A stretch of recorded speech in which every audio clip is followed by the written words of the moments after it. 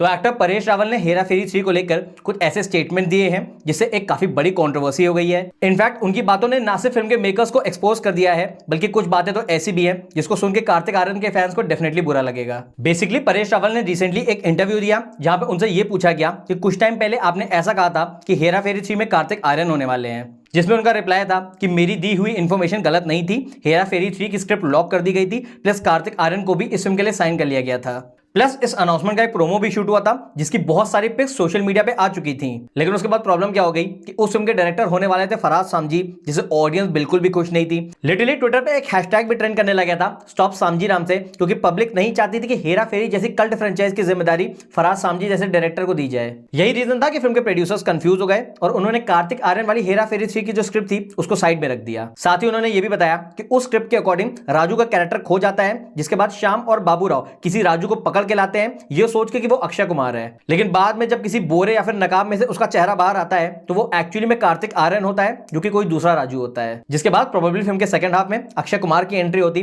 जिससे हम ये आइडिया लगा सकते हैं कि उस हेरा फेरी 3 में अक्षय कुमार सिर्फ सेकंड हाफ में होते हैं। नेवरदलेस स्क्रिप्ट को कैंसिल कर दिया गया और कार्तिक आर्यन, जो कि फिल्म के लिए ऑलरेडी साइन हो चुके थे, उनको मना करना पड़ा। लेकिन ये तो अभी से पहला शॉकिंग स्टेटमेंट था। 2 स्टेटमेंट्स अभी भी बाकी थे जहां उन्होंने ये बताया कि उनके हिसाब से हेरा फेरी 2 एक अच्छी फिल्म नहीं थी। बेसिकली लोग जब भी हेरा फेरी का नाम सुनते हैं तो उसको प्रियदर्शन सर से कनेक्ट करते हैं, लेकिन बहुत लोगों को यह बात नहीं पता है कि उस फिल्म का जो सेकंड पार्ट था जिसका नाम फिर हेरा फेरी था, उसको नीरज वोरा ने डायरेक्ट किया था। और यही रीजन है कि परेश रावल सर ने ऐसा कहा कि जो सिंप्लिसिटी और भोलापन हेरा फेरी 1 में प्रियदर्शन सर लाए थे वो उनको हेरा फेरी 2 में बिल्कुल भी नहीं दिखा। इनफैक्ट ही फर्दर एडेड कि जब फिर हेरा फेरी बन रही थी तो उन्होंने डायरेक्टर नीरज वोरा से इसके बारे में बात भी की थी। उन्होंने कहा था कि तुम फिल्म में बहुत सारे कैरेक्टर्स भर रहे हो जिस वजह से फिल्म एक खिचड़ी की जैसी लग रही है। बट देन अगेन क्योंकि वो एक्टर थे तो वो बहुत ज्यादा इंटरफेयर नहीं कर सकते थे और अल्टीमेटली नीरज वोरा ने वही किया जो कि उनका कन्विक्शन था। जिसके बाद अल्टीमेटली फिल्म रिलीज हुई, फिल्म ने डिसेंट कमाई भी की, लेकिन उसके बावजूद भी परेश रावल सर का ऐसा मानना था कि उसने कमाई इसलिए नहीं की क्योंकि वो बहुत अच्छी फिल्म थी, बल्कि इसलिए क्योंकि वो हेरा फेरी फ्रेंचाइज का पार्ट थी।